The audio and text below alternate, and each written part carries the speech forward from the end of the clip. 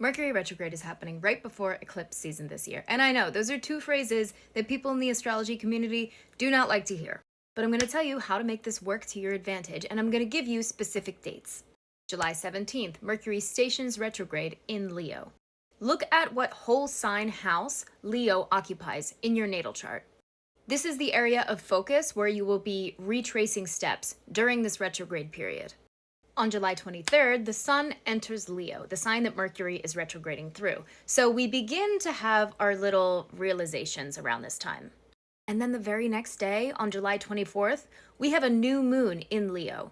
So there's a lot of emphasis on this house, whatever house occupies Leo in your natal chart during this time. It's a great time to renew or revisit any of those topics. Not necessarily a good time to start anything completely new, but to revisit old things from the past.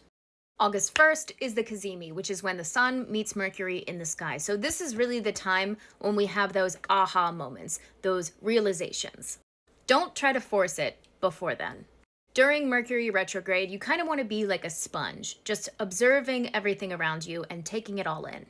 Then finally, August 11th, Mercury stations direct. But we still have the post-retrograde shadow period until around the 25th.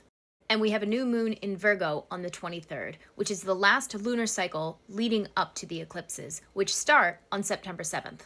So all this is to say that you will have an opportunity to have a period of reflection leading up to the eclipses. Use that. Because during the eclipse on September 7th, Mercury is loosely conjunct the Sun. So all of that time when Mercury was retrograde and we were reflecting, hopefully having some epiphanies or realizations, that might come back into play during the eclipse on September 7th. So don't spend the entirety of Mercury retrograde having an anxiety attack. Use this time wisely so that when eclipse season comes around, you're prepared.